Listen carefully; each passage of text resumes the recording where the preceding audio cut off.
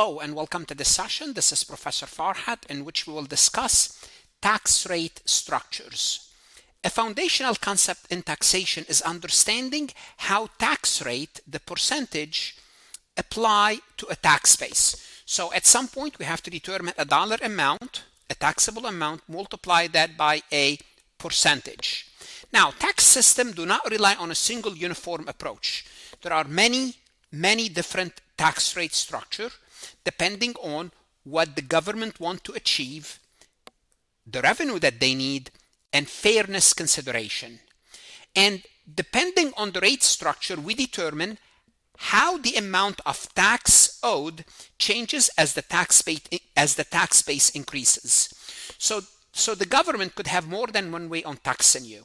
There are three primary tax rate structure commonly used within tax system at local, state, and federal level.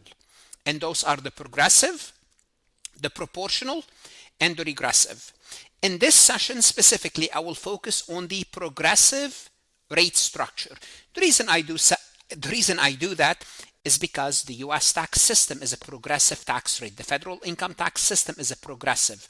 Now, I will discuss proportional and regressive in the next session because they do apply in other tax situation other than the federal income tax. But most tax system in the US or around the world incorporate one or more of these structure when assessing taxes. So in your country, they might have the proportional as a main, then the progressive as a supplement, or different tax bases will use different tax structure. In this session specifically, we will focus on the progressive tax rate structure. Let's go ahead and get started. Before we proceed any further, I have a public announcement about my company, farhatlectures.com. You are here because you are serious about mastering taxation.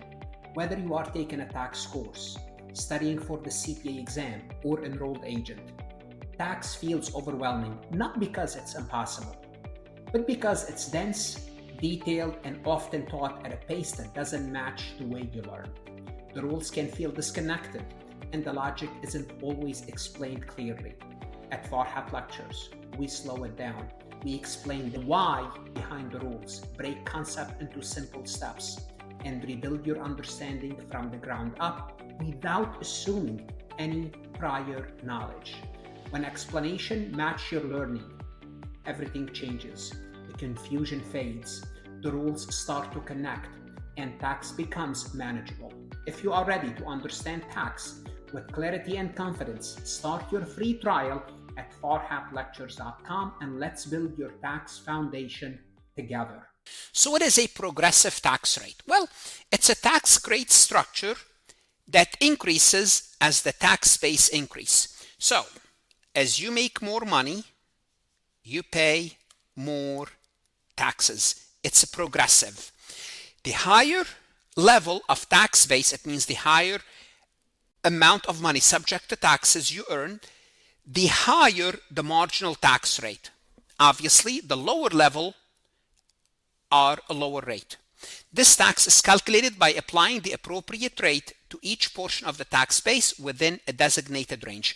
For example, here, and we're going to see shortly in the tax table, this is for married filing jointly, happens to be 2025 tax rate for illustration.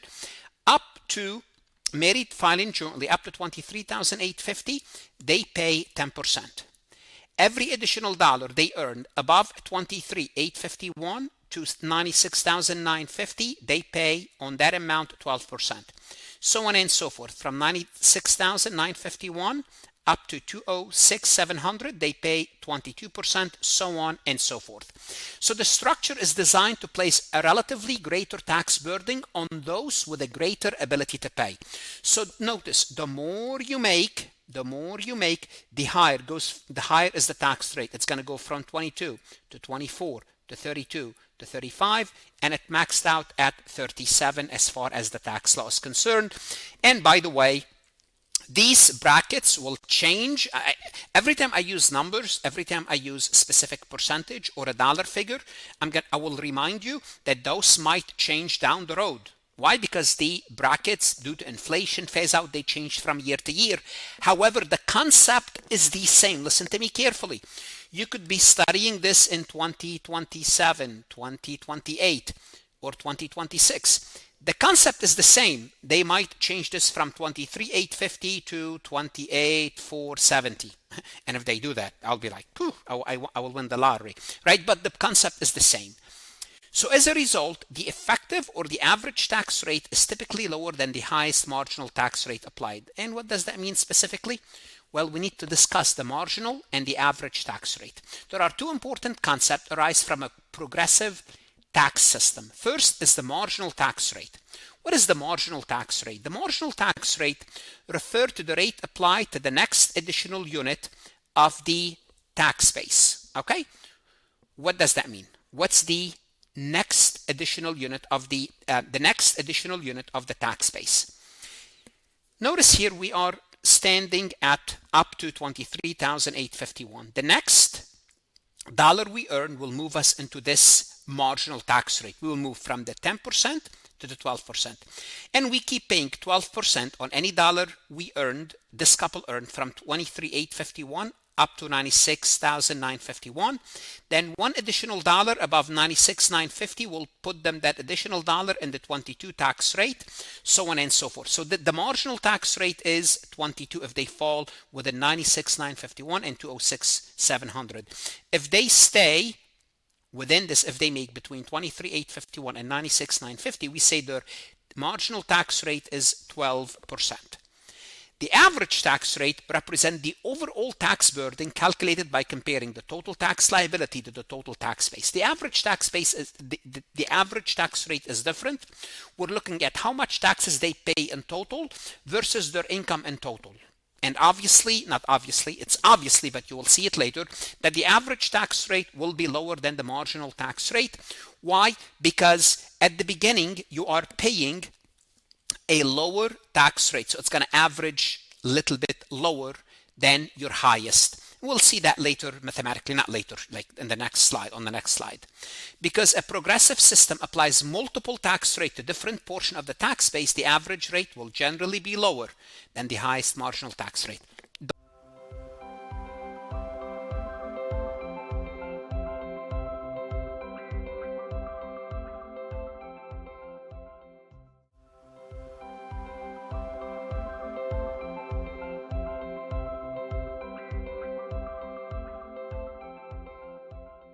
Don't worry, I'm going to do the math now.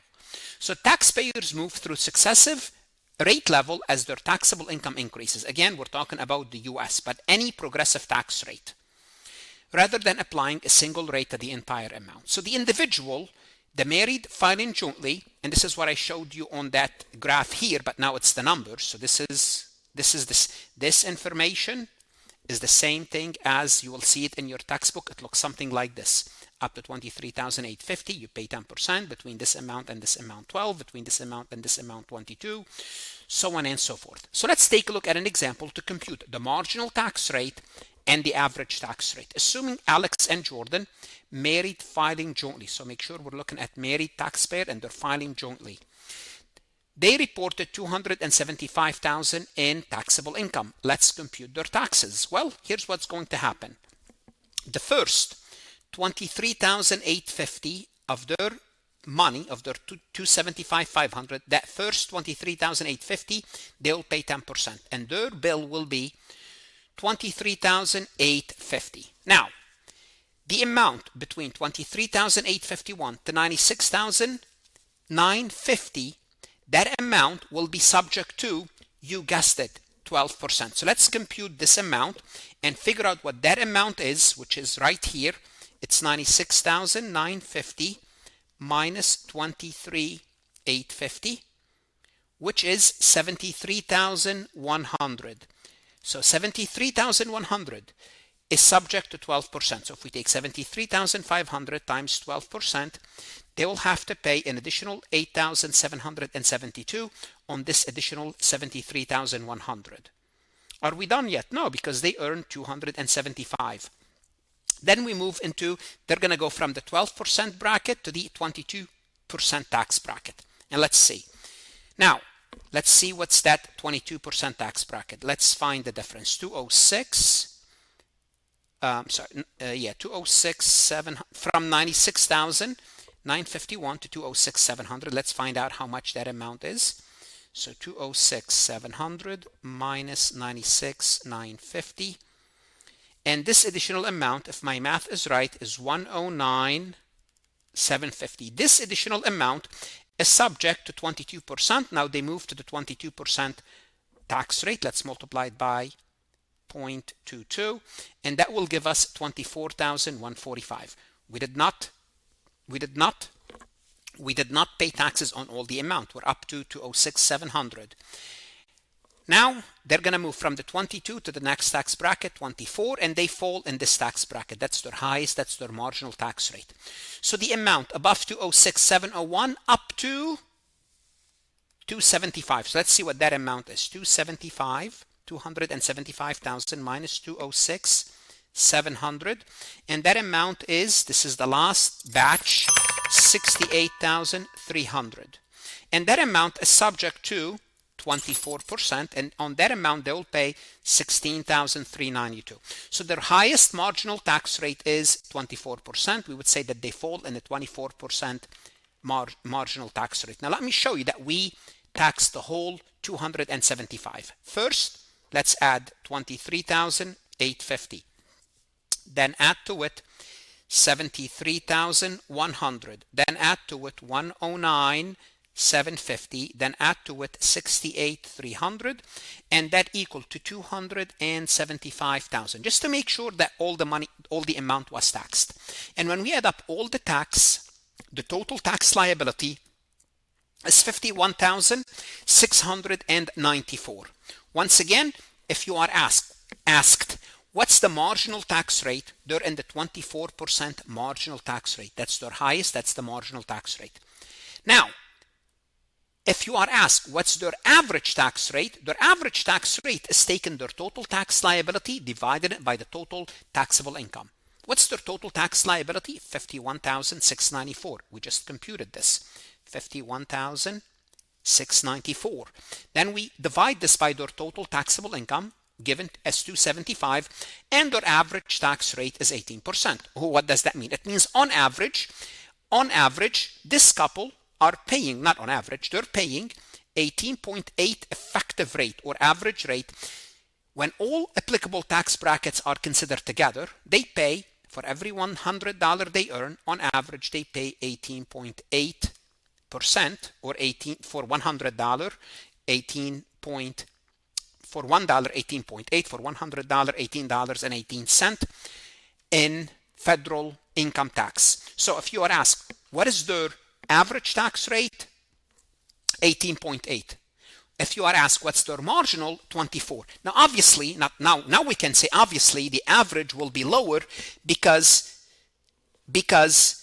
some amounts were taxed below 24. Therefore, the average will be below 24, below their marginal. Because no, look, up to 206,700 they were paying below 24%. Therefore, when you average things up, it's going to be below 24%. Obviously, now I can say obviously. Let's take a look at this multiple choice question from farhatlectures.com. A CPA candidate state that moving into a higher tax bracket causes all taxable income to be taxed at a higher rate. Which response is the most accurate? Now, if this CPA candidate is saying so, I can assure you they will fail the CPA exam.